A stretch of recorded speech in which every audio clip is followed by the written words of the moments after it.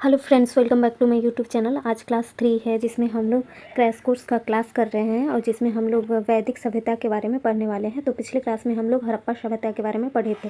तो चलिए आज का क्लास स्टार्ट करते हैं जिसमें हम लोग वैदिक सभ्यता के बारे में पढ़ने वाले हैं। ये क्रैश कोर्स है, इसमें बहुत शॉर्टकट में पढ़ाई होने वाला है जिसमें जितने भी इंपॉर्टेंट क्वेश्चन एक चैप्टर से बन के आते हैं वो सारे हम लोग कवर करते हैं।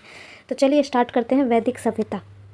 वैदिक काल, तो वैदिक काल कब से कब तक था? 1500 से 600 ईसा पूर्व तक था और इसमें ऋग वैदिक काल 1500 से 1000 ईसा पूर्व तक रहा और उत्तर वैदिक काल कब से कब तक रहा? 1000 से 600 ईसा पूर्व तक उत्तर वैदिक काल रहा था। इसके स्रोत क्या क्या थे? साहित्यिक, पुरातत्व। साहित्यिक स्रोत क्या क्या थे? वेद, ब्राह्मण, आरण्यक, उपनिषद, वेदांग, उपवेद, स्मृति ग्रंथ और पुराण। और पुरातत्व में क्या? काल एवं लाल मृदभांड थे, गुरुवर्णी मृदभांड थे, चित्रिक घूसर मृदभांड थे और उत्तरी काली पॉलिशदार मृदभांड था। तो इसमें से काल एवं लाल मृदभांड और गुरुवर्णी मृदभांड ये ऋग्वैदिक काल का मृदभांड था। चित्रिक घूसर मृदभांड, उत्तर काली पॉलिशदार मृदभांड, ये दोनों मृदभांड उत्तर वैदिक काल के मृदभांड थे। भारत में आर्यों का आगमन। वैदिक काल में आर्यों का आगमन भारत में हुआ था। आर्य संस्कृत शब्द है जिसका अर्थ होता है श्रेष्ठ। आर्यों का मूल निवास और स्थान। विद्वान मैक्स मूलर जो आर्य थे वो मध्य एशिया से आए थे। दयानंद सरस्वती तिब्बत से आए थे। बाल गंगाधर तिलक उत्तरी ध्रुव से आए थे। तो मैक्स मूलर कहाँ से आए हुए हैं? मध्य एशिया से। दयानंद सरस्वती कहाँ से आए हैं? तिब्बत से। और बाल गंगाधर तिलक कहाँ से आए हैं? उत्तरी ध्रुव से आए हैं। तो आर्यों में कौन कौन से आर्य थे? मैक्स मूलर, दयानंद सरस्वती और बाल गंगाधर तिलक थे। आर्य सर्वप्रथम सप्त सैंधव प्रदेश, पंजाब और अफगानिस्तान में बसे थे। दक्षिण भारत का आर्यीकरण अगस्त ऋषि ने किया था। तो दक्षिण भारत का आर्यीकरण किसने किया था? अगस्त ऋषि ने किया था। उत्तर भारत का आर्यीकरण राजा विदेह के पुरोहित गौतम राहुगन किए थे। नदियाँ तथा उनके प्राचीन नाम। वितस्ता झेलम का नाम है, अकिशनी चिनाब का नाम है, पुरुषनी रावी का नाम है, विपाशा व्यास का प्राचीन नाम क्या? विपाशा।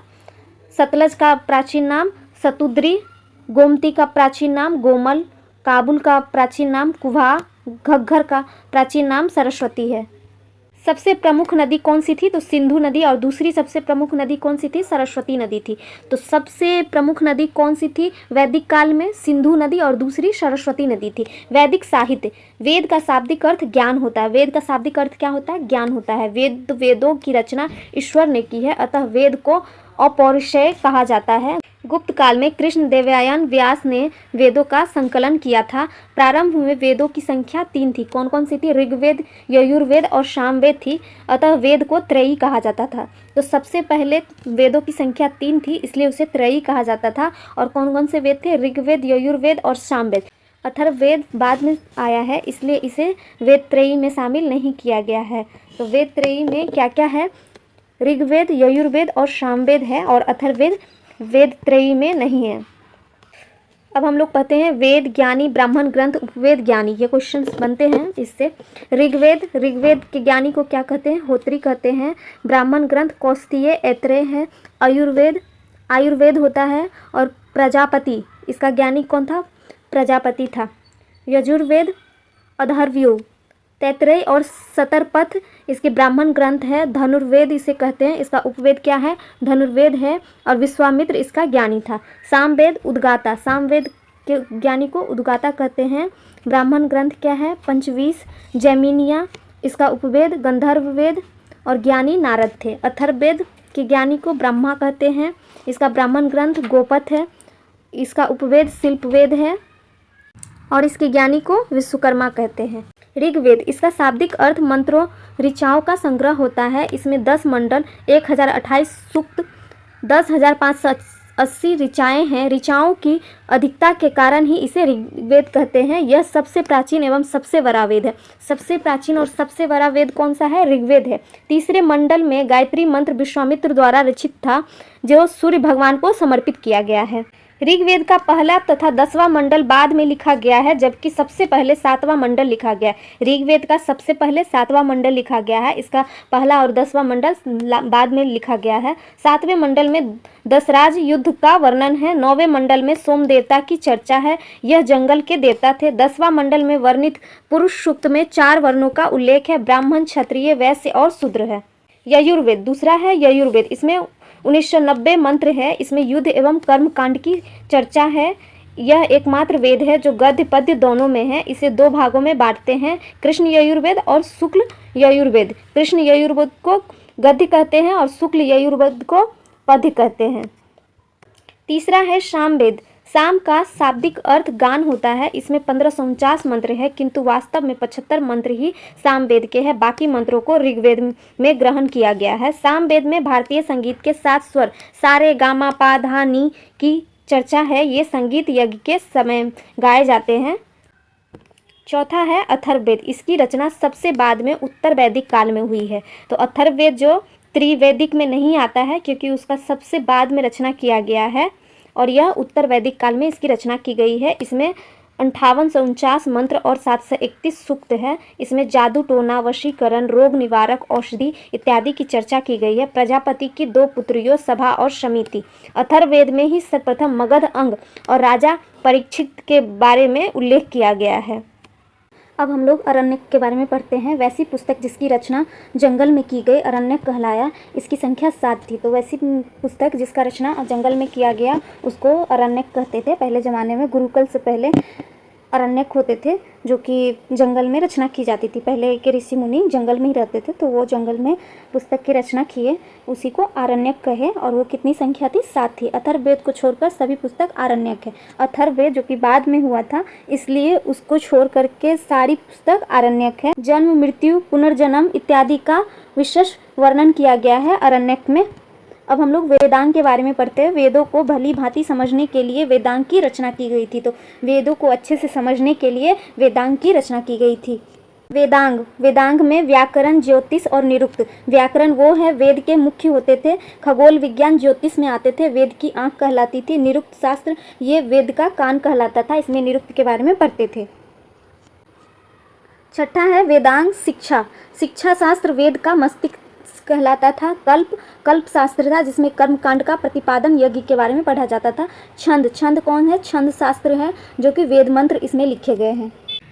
अब हम लोग ब्राह्मण ग्रंथ के बारे में पढ़ते हैं। इसके रचयिता कौन थे? याज्ञवल्क्य मुनि थे। वेदों की विशिष्ट व्याख्या के लिए रचना की गई गद्य के रूप में होते थे। प्रत्येक वेद के कोई न कोई ब्राह्मण ग्रंथ होता है। तो प्रत्येक वेद का कोई न कोई ब्राह्मण ग्रंथ होता है। पुराण, इसके रचयिता कौन है? तो महर्षि लोमहर्ष तथा इनके पुत्र उग्रश्रवा है। संख्या कितना है पुराण का? 18 पुराण है। इसके प्राचीन राजवंशों की जानकारी मिलती है। विष्णु पुराण में मौर्य वंश के बारे में हमें पता चलता है। मत्स्य पुराण में सातवाहन वंश के बारे में जिक्र किया गया है, जिसमें 10 अवतारों की चर्चा की गई है। वायु पुराण में गुप्त वंश के बारे में चर्चा की गई है। उपनिषद का अर्थ होता है गुरु के समीप बैठकर ज्ञान का प्राप्ति करना। तो उपनिषद का क्या अर्थ होता है? गुरु के समीप बैठकर ज्ञान प्राप्त करना। संख्या कितना है उपनिषद की? 108 है, किंतु 13 उपनिषद को ही मान्यता मिली है। टोटल संख्या है 108, लेकिन 13 उपनिषद को मान्यता मिली है। उपनिषद विषय छांदोग्य है, जो कि देव की पुत्र कृष्ण का सर्वप्रथम उल्लेख किया गया है। किसमें? छांदोग्य में किया है। बृहदारण्यक में सबसे प्राचीन उपनिषद है ये। इसमें गार्गी याज्ञवल्क्य संवाद का जिक्र किया गया है। कठोपनिषद, इसमें यम नचिकेता संवाद का जिक्र किया गया है। जवालोपनिषद, इसमें आश्रम व्यवस्था, 4 आश्रम व्यवस्था होती है, जिसके बारे में चर्चा की गई है। मुंडको उपनिषद, ये सत्यमेव जयते की रचना की गई है। सत्यमेव जयते की रचना किसमें की गई है? मुंडको उपनिषद में की गई है। ईशोपनिषद, ये याज्ञवल्क्य श्वेतकेतु संवाद की रचना की गई है। श्वेताश्वरोपनिषद, इसमें सत्यम शिवम और सुंदरम की चर्चा की गई है। अलोपनिषद, इसमें अंतिम उपनिषद है, जो कि अकबर के समय में लिखा गया। यजुर्वेद के प्रमुख उपनिषद काठोपनिषद, मैत्रायत्री और श्वेताश्वरोपनिषद है। सामवेद के प्रमुख उपनिषद छांदोग्य और जैमिनियाँ हैं। अथर्ववेद के प्रमुख उपनिषद मुंडको उपनिषद, प्रश्नोपनिषद और मांडुक्योपनिषद है। अब हम लोग महाकाव्य के बारे में पढ़ते हैं। महाकाव्य की संख्या कितनी है? तो 2 है, जो कि है रामायण और महाभारत। रामायण की रचना किसने की थी? महर्षि वाल्मीकि ने की थी। और मूलतः 12,000 श्लोक, किंतु वर्तमान में 24,000 श्लोक है और 7 कांड इसमें है। तो महाकाव्य कितने हैं? 2 है, रामायण है और महाभारत है। जिसमें रामायण की रचना किसने की थी? महर्षि वाल्मीकि ने किए थे। ये बहुत इंपॉर्टेंट क्वेश्चन है, ये पूछे जाते हैं। और महाभारत की रचना किसने किया था? वेदव्यास ने किया था। महाभारत की रचना किसने किया है? वेदव्यास जी ने किया है। मूलतः 8800 श्लोक है, वर्तमान में 1,00,000 श्लोक है, इसमें 18 पर्व में विभाजित है। अब हम लोग दर्शन के बारे में पढ़ते हैं। भारतीय दर्शन खट दर्शन, दर्शन प्रतिपादक सांख्य दर्शन कपिल है, न्याय दर्शन को गौतम ने लिखा था, योग दर्शन पतंजलि ने, वैशेषिक दर्शन कनाद ने, उत्तर मीमांसा वादरायण ने लिखा था, पूर्वी मीमांसा के प्रतिपादक कौन है? जैमिनी है। ऋग्वैदिक काल राजनीतिक व्यवस्था प्रशासन का केंद्र कौन क्या था? कबीला था। तो सबसे बड़ा पद कौन होता था? राजा होता था, जो कि जनता चुनती थी। राजा किसी भी निर्णय को लेने से पहले विभिन्न समितियों में बैठकर उसकी चर्चा करते थे।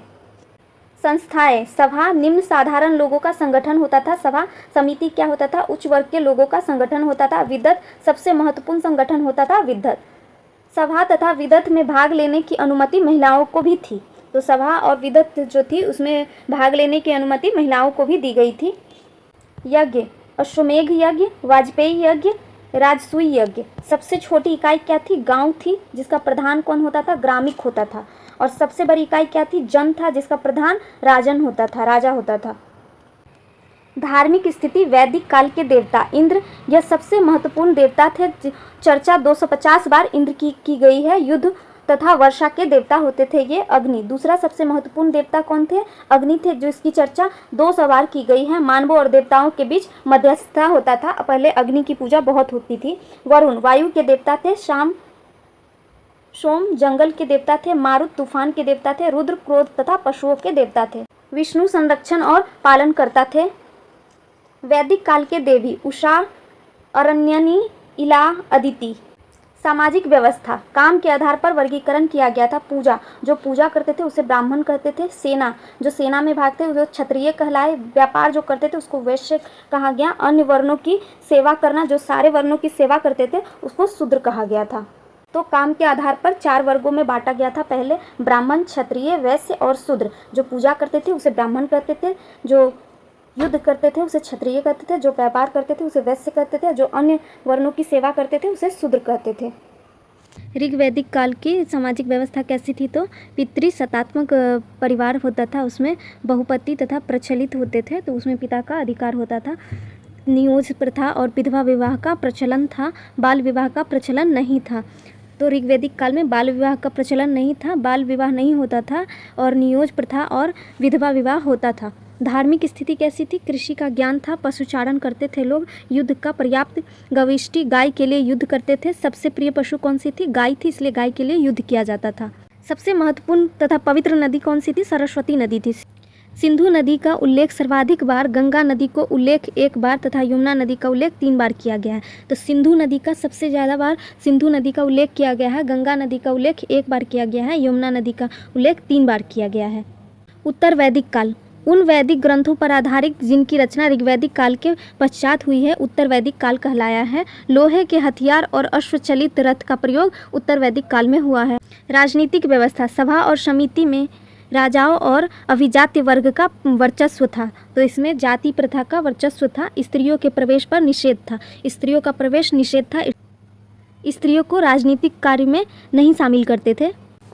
विदत नामक संस्था का लोप हो गया। सबसे बड़ा पद कौन था? राजा। अनुवांशिक पद होता था जो कि राजा का पद था। उत्तर वैदिक काल के महत्वपूर्ण तथ्य, उत्तर वैदिक काल में इंद्र की बजाय प्रजापति सर्वाधिक प्रिय देवता बन गए थे। उत्तर वैदिक काल में वर्ण व्यवसाय की बजाय जन्म के आधार पर निर्धारण होने लगे थे। तो उत्तर वैदिक काल में वही जो वर्ण के आधार पर जाति प्रथा चल रही थी उसके बजाय अब जन्म के आधार पर होने लगी थी। उत्तर वैदिक ग्रंथों में लोहे के लिए लौह अयस्क और कृष्ण अयस्क शब्द का प्रयोग किया गया है।